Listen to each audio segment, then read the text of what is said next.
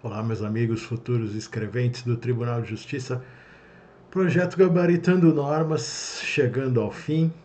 Vamos aqui apresentar a correção das questões com já confirmação do gabarito oficial e, além disso, informar que não há possibilidades de recurso para nenhuma das questões de normas da corregedoria.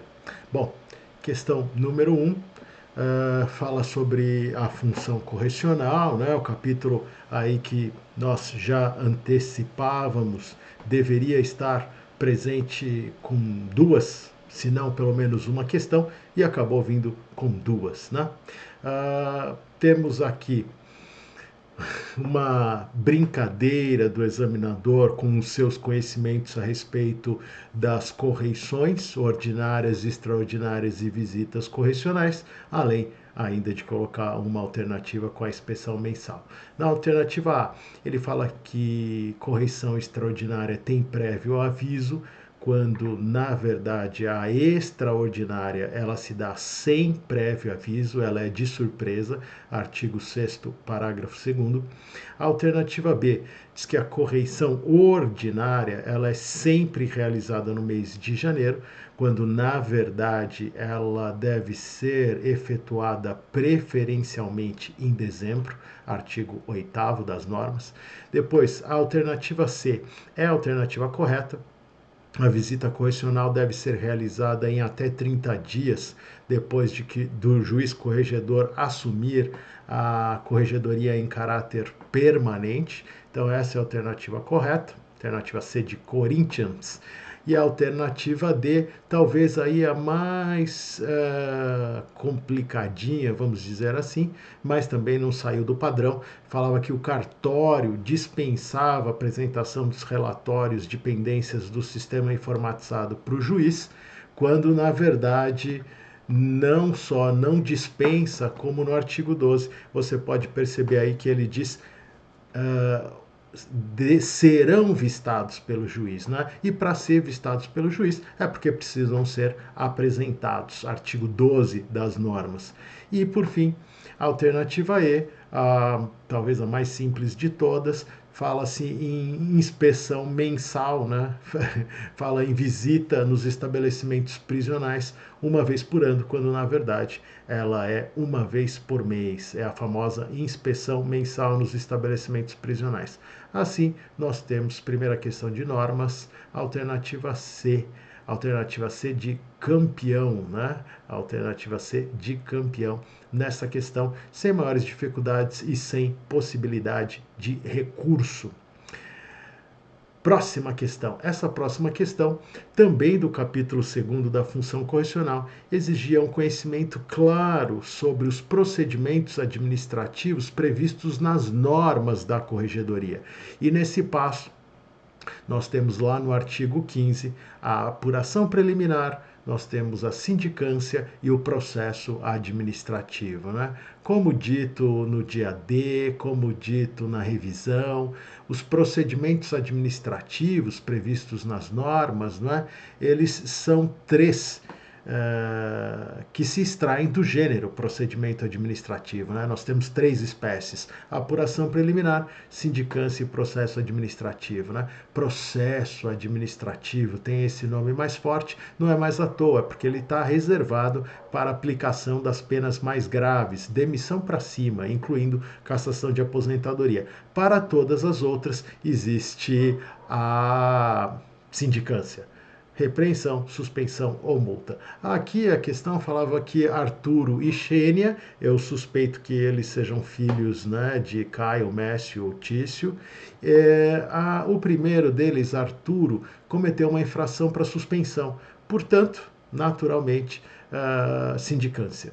E Xênia cometeu uma infração para demissão, mas aposentou no meio do caminho. Não importa, porque tanto para demissão quanto para cassação de aposentadoria, o procedimento adequado é o processo administrativo.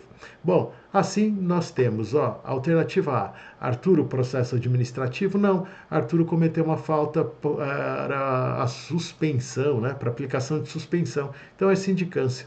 Alternativa B é a corretíssima. Arturo sindicância e Xênia processo administrativo, podendo ter aí a cassação da sua aposentadoria. Alternativa C, a corregedoria poderá aplicar com base na apuração? Não, a apuração preliminar não serve para a punição, não é apta para punição. Né? Apuração preliminar é para investigar. Depois é arquivada ou vira uma sindicância ou vira um processo administrativo, justamente conforme a pena a ser em tese aplicada. Alternativa D, falar Arturo sindicância, tá certo. Xênia não sofrerá a pena de demissão por ter se aposentado? Absolutamente, sentido algum. E a alternativa E, ambos responderão por sindicância, também equivocado. E de sorte que aqui a resposta correta é a alternativa B, de bola.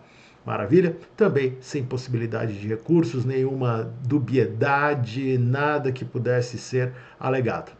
Próxima questão, a questão definitivamente mais simples de todas, uma questão puramente de prazo, que não caía já há alguns concursos, alguns anos que não se via questão desse tipo, e ainda mais um prazo tão comum e um prazo que já foi cobrado em provas anteriores mais de uma vez.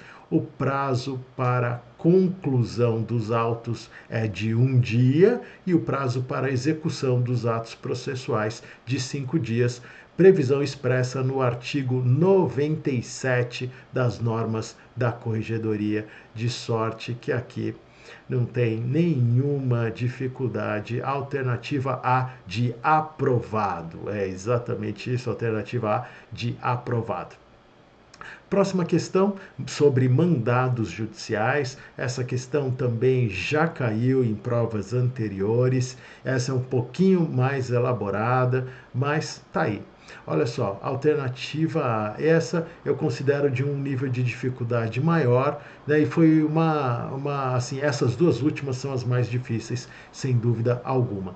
Olha só, o escrivão ele faz uma relação dos mandados em poder dos oficiais de justiça, mas ele não tem esse poder de suspender as cargas, né? O que acontece? O escrivão faz uma relação dos mandados em poder dos oficiais de justiça fora do prazo, com prazo vencido, e comunica ao juiz. Mas o escrivão não tem o poder e não há essa previsão de suspensão das cargas para os oficiais. Na alternativa B, olha, nos mandados deveriam ser incluídos todos os endereços constantes dos autos, inclusive do seu local de trabalho. E a alternativa, adivinha, trocou o inclusive por exceto. E aí ficou errado.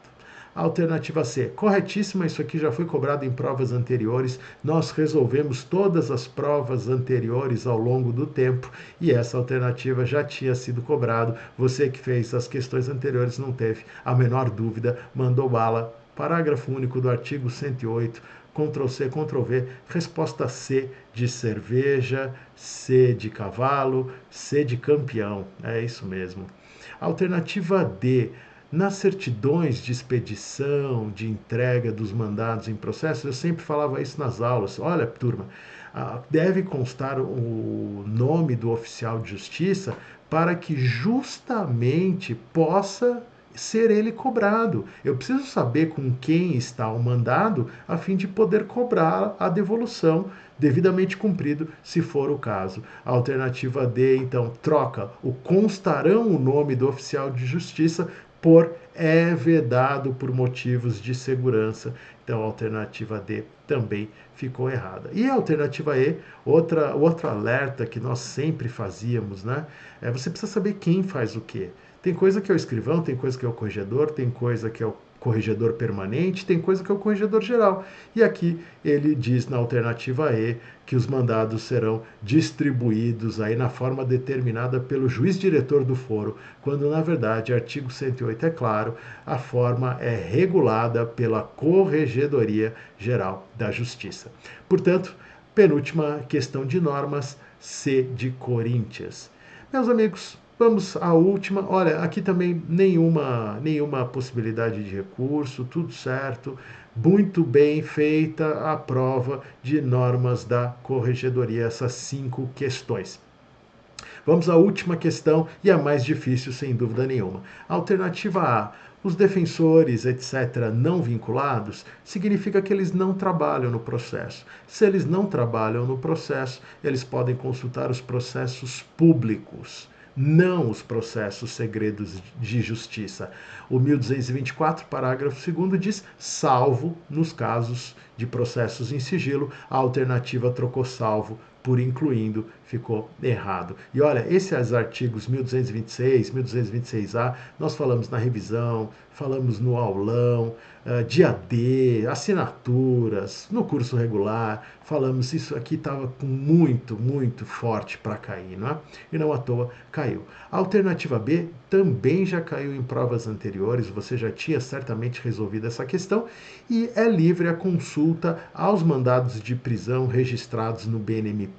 A alternativa B fala em exceto, quando na verdade o 1224 caput fala é livre e coloca lá no finalzinho e aos mandados de prisão. Então é livre a consulta aos mandados de prisão também e não exceto, como ficou na alternativa.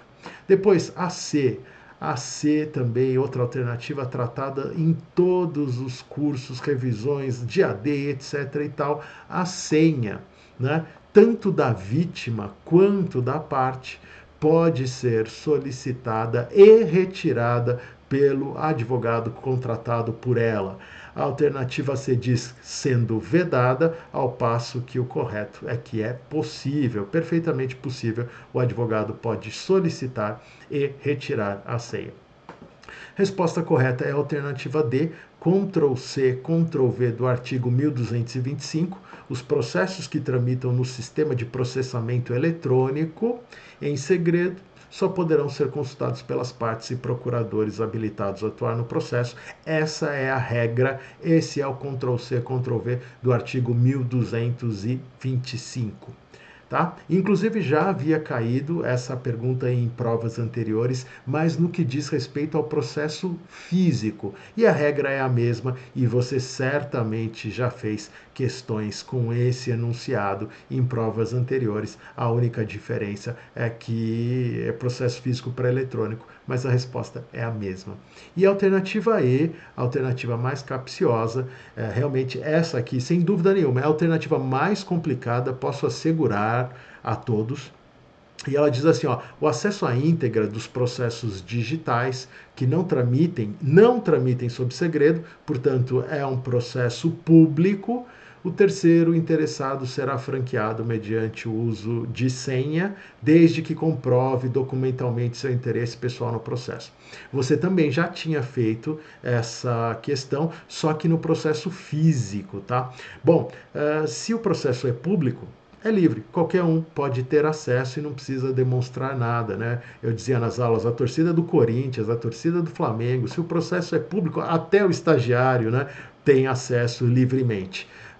Então não é necessário a comprovação documental do interesse pessoal no processo. Muito pelo contrário, 1226A diz, olha, terceiro, que quer acesso a processo que não é segredo de justiça, é senha pessoal e intransferível, disponibilizada pelo prazo de 24 horas. Artigo 1226A, não se exige em nenhum momento a comprovação do interesse jurídico. De sorte que aqui a resposta é a alternativa D, a alternativa D de Dinamarca, a alternativa D de Douglas, e assim nós encerramos mais um projeto Gabaritando Normas da Corregedoria, desejando sucesso, desejando felicidades a todos, um aprendizado muito grande, parabéns para todos que enfrentaram essa luta, essa batalha.